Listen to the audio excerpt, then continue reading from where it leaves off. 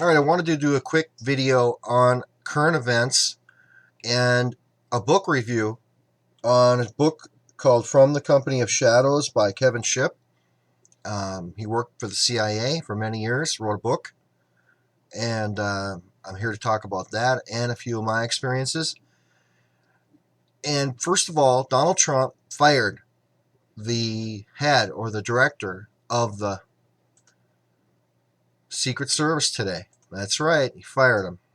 Bam.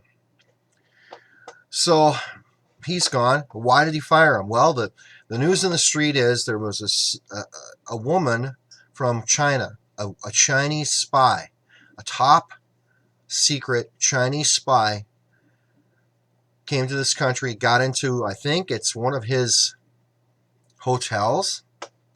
Let's take a look at the story here.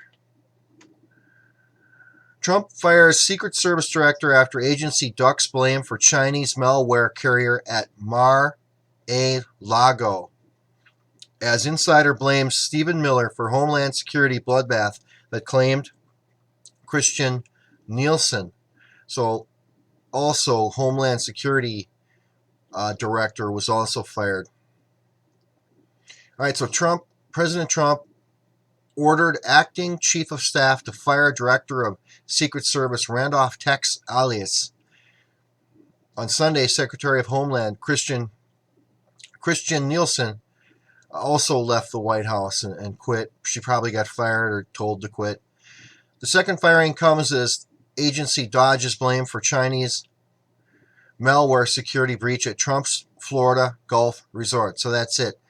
This it's one of President Trump's. He owns this Florida Gulf resort, and this Chinese woman went into the resort with malware. Now she had malware on a flash drive, and she loaded it up to their main server, or she was going to, but she got caught. Someone caught her, so that's a good thing. Let's read the story.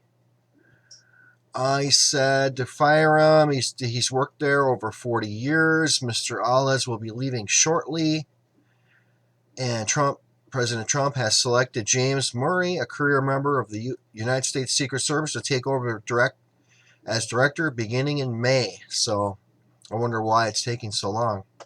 The change comes in the heels of an embarrassing episode at Trump's private Mar-a-Lago resort club in Palm Beach, Florida, involving a Chinese national spy on a club guest list who was arrested with devices bearing computer malware. Now what happens is the spy goes into a location and uploads this malware to the server.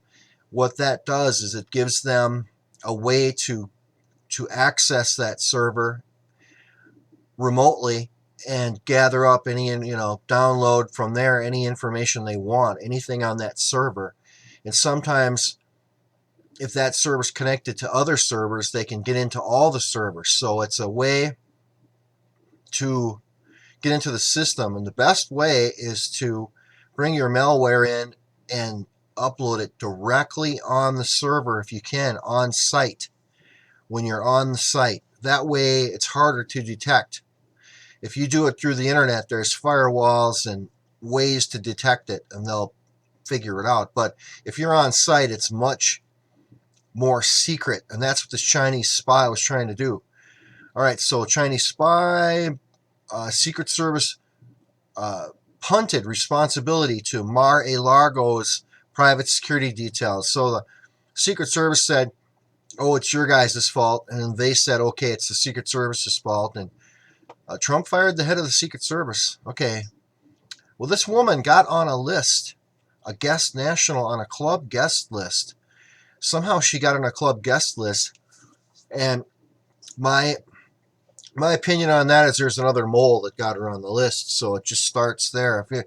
If you're seeing a woman, if a woman or anyone, a spy gets caught, believe me, it's the tip of the iceberg. The big body of the iceberg is still under the ocean. And I'm going to go over some spy information in a little bit, but we'll just get through the story first. Quick story. Okay, so Shoving Alice overboard is an indication of the growing power of Trump's advisor, Stephen Miller, the 33-year-old former staffer to Senator Jeff Sessions before he was the president's first attorney general.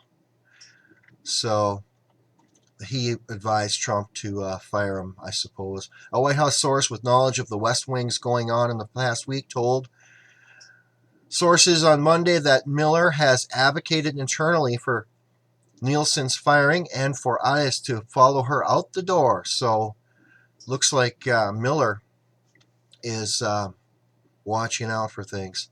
Miller is known as a sharp-tongued promoter of hawkish immigration policies that Democrats have complained push the boundaries of federal law and too often challenge court precedents. Okay, immigration, people. I'm going to do a quick aside on that. Illegal immigration is illegal. I don't care if you're a Democrat, Republican, left, right, centrist. Illegal means illegal, period. If people come into this country illegally, it's illegal. Okay? It's against the law, period. And there's a lot of Democratic people out there that say, oh, well, they're part of my congregation or part of my constituents or whatever. So, no. If they voted for you, that's illegal. A non-citizen can't vote. You have to be a legal citizen of this country to vote in any election, period. If you're an illegal and you vote or you work here, it's illegal. It's really simple, people, and they should be out of the country. If they brought their families in and their kids in, they should go with them. They should be extradited out, gone. And if they want to come back and go through the process, like my grandparents did, my great-grandparents, my great-grandparents came here legally, did the paperwork, whatever, came over here. Okay, let's get back to the to this. Miller's known as sharp tongue. Okay, Trump fired Nielsen in a tweet on Sunday shortly after meeting with her in the White House residence and hearing her plan for bringing U.S. immigration in line with legal limitations. Secret Service agents arrested Yozhong Zhang, a Chinese woman, last week when she tried to enter Mar-a-Lago with 2 Chinese passports, a thumb drive with malware on it, 4 cell phones, a laptop, and a hard drive. So she was ready to go. They got her, and they say tried to enter. Well, if you look behind the lines, she probably was there, and she probably already did something, and that's how they caught her. But they're not going to tell you that. That's just the way it is. She probably got accepted. She went to her room. She somehow got on the system, or she snuck into the main server area, and they caught her that way. It's not going to say that in this report, but that's reality of it. But she was definitely a spy, a Chinese national spy. I mean, you could tell with just the hardware she had in her person. And if they caught her with 2 Chinese passports, she probably had about 6. The other ones were destroyed, I'm sure. A good spy will have at least 6 passports at all times. Okay, so Trump said at the time that he was not concerned at all about the potential breach by Zhang, who posed for a picture with him at his Super Bowl party this year. Wow, so she's mole. She's been working everybody for a while since the Super Bowl. Secret Service is fantastic. These are fantastic people, and the end result is it was good. Trump said last Wednesday, well, if she got that close, she got a lot of information already back to China. The result is they were able to get her, and now she's suffering the consequences of whatever it is she had in mind. But I would say that I would not be happier with Secret Service. Secret Service has done a fantastic job from day one. Very happy with them. Right now they have her, and she's being interrogated and interrogated and interrogated, and they will really work her over. They've got her in Langley, and they are working her over right now. And they might even give her this sodium pentothal to get more information out of her. But that's when you're a spy and you get caught, you get the treatment. Okay, so a senior White House official said Monday that the Secret Service shift had been in the works for 2 weeks and was unrelated to the Mar-a-Lago incident. Yeah, that's not true. Um, Ali's firing was definitely connected to this. They must have approved her. If she was at a Super Bowl party, which was months ago, with Trump, she's been in with the circles and getting close, and he's blaming the Secret Service, and he should blame them. She shouldn't have gotten this close to him, and she did. White House Deputy Press Secretary Hogan Gidley said earlier on Monday that with an influx of illegal immigrants pouring into the U.S. from the South, it's time to do things a little differently. So the president is looking around to reshape the team. Yeah, that's just all BS. They got fired because of the spy. It's simple. And that's pretty much the story. Now, I want to talk to you about spies. Kevin Shipp and Kevin Shipp. First of all, I want to do a quick book review on Kevin Shipp. He wrote a book called From the Company of Spies. No, I'm sorry. From the Company of Shadows. All right. From the Company of Shadows by Kevin Shipp. Shipp. And he was an officer for many years, and I'll just read you a quick rundown in the book. I just read it. From the Company of Shadows is a fascinating revelation of the procedures the CIA uses in conducting covert operations, counterintelligence investigations, and counterterrorism. This is a detailed expose covering multiple facets of CIA intelligence and secrecy. Coded information in the hard copy is not available in Kindle. See author website. So if you get the Kindle, you're not going to get all the scoop. Buy the hardcover, it's worth it. How did this book make it by the censors? I'll tell you just as an aside, anything written by a former CIA agent or any employee of the CIA, if you write a book, you have to submit it to the CIA book review board, and they look it over and they redact anything that shouldn't be there.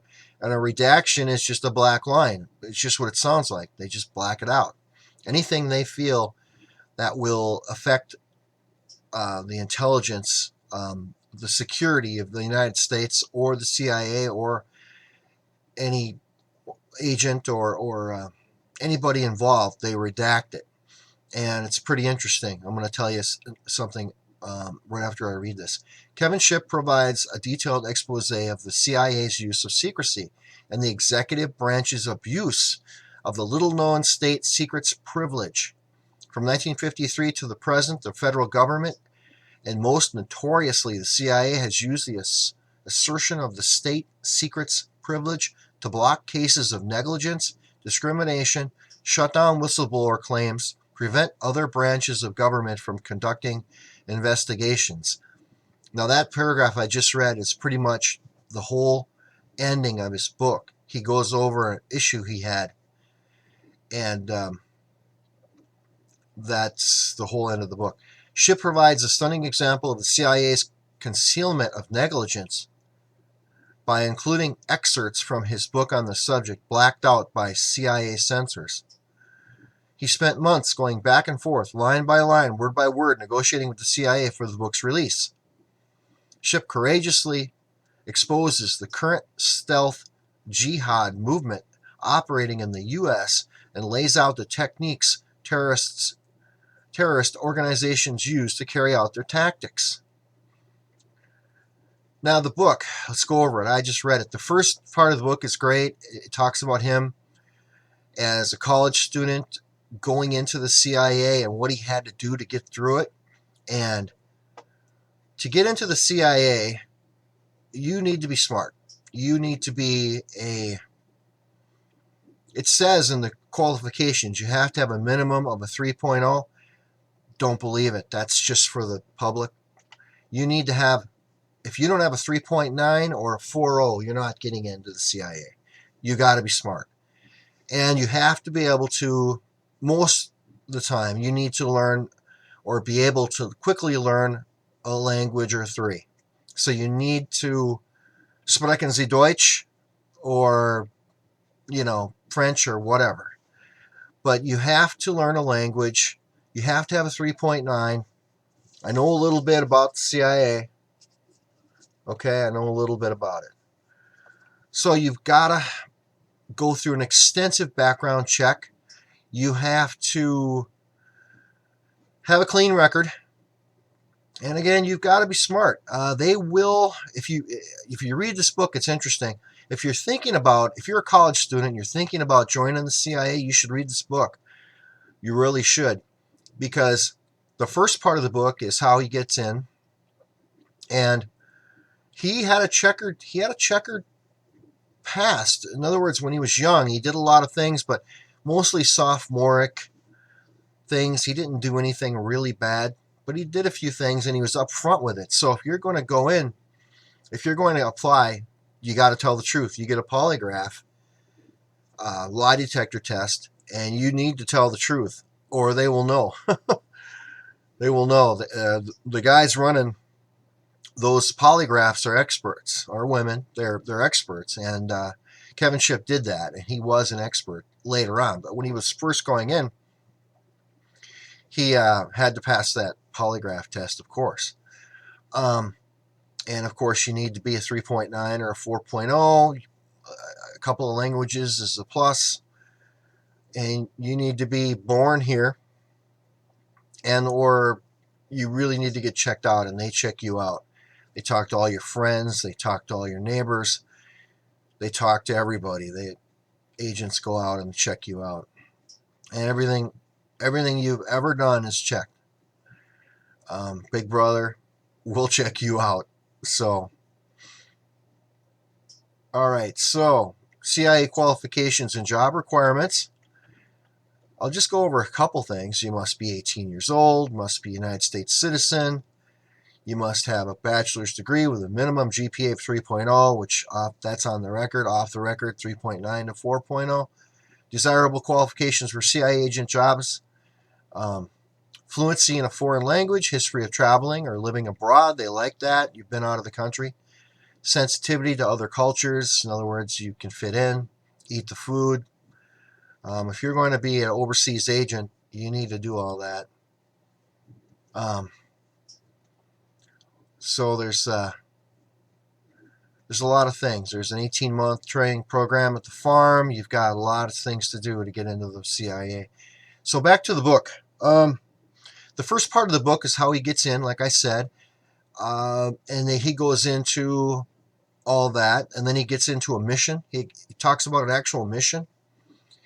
And trust me, everything is, already been checked by the CIA board. So the place is different, the names are different, everything is different. He changes everything. So there's no classified information that was released, but I'm sure he wrote about the mission, but it was pretty close to really how it went. And then going backwards, he talked about the training. It's pretty funny, some of the things he went through. And it's very interesting. Now, that's the first part of the book where he gets in, tells you how he did that, and a couple of missions. Then the middle of the book is all technical. So if you want to make a CIA career, it's good for you. But if you don't, it might be a little dry. It's almost like he's training. And he gets into all the real detailed, technical details of what he did at the CIA. And it's interesting. It's real interesting. But if you're not interested in that, you can skip it. You can skim the pages because he gets real detailed. Now, the end of the book is interesting because he talks about a problem that he had with the CIA. He uncovered some things that shouldn't have been happening. He's a constitutionalist, so he agrees with the Constitution. And if things are outside the Constitution, he doesn't like it. Now, when you take an oath to support and defend the Constitution of the United States. And in his opinion, a few things were happening within the CIA that were not constitutional, and he called him up on it. He wrote up reports. Well, they threw him away. Oh, that report is missing. I don't know where it went. So he submitted again. Oh, I can't find it. Well, finally he got to a senator, and the report was found, and it was taken seriously, and a lot of things happened. You'll have to read the book. I don't want to give it away. And so he goes over all that. Now, at the end of this video, you'll see a link to to Kevin Shipp's, one of his lectures, where he talks about his service with the CIA and constitutionality and lots of cool things. So you want to click this link. Let's see, I don't know where the link is going to be, but you want to click the link and listen to, at the end of this video, and listen to that talk. It's interesting, okay? And let's see, I think that's all I wanted to talk about. So CIA is an interesting place. It's pretty cool. 90% of it is keeping us safe. So say what you will about them, but there's a lot of good people that work there. I know quite a few, and I'll tell you what, they're good people, and they keep the United States safe. They keep the United States safe. So it's a good, CIA is a good organization. Yes, there's some bad in there. Yes, there's some corruption, but that is in any organization. You're going to find that. Oh, I was going to go over some spies. I forgot to say all this. Okay, and Kevin Shipp wrote about this in his book, but make no mistake, people, there's spies everywhere. There's U.S. spies overseas. There's overseas spies in the U.S. They're everywhere. And it's the CIA's job to find them, to find the moles and the bad people within the CIA, within the United States. And in the other countries, it's their job to find the CIA moles, and it never ends. Everyone spies on everyone, okay? It's just the way it is. And the more intelligent the intelligence is, that's how you discover these people. So don't kid yourself. There's spies everywhere. Look at this Chinese spy that just walked right in. It was in with President Trump at a Super Bowl party, for God's sake. And then she went to his personal club and was going to upload malware, and I think she did. That's how they caught her, but you're not going to read about that. All right, so please like this video. Please share it. Please subscribe if you haven't subscribed yet. And don't forget to click on this link to watch Kevin Shipp's dissertation or symposium or talk on a lot more subjects. You will find it interesting, okay? So this is Chemtrails MN. We are flying the coop. Take care, everyone.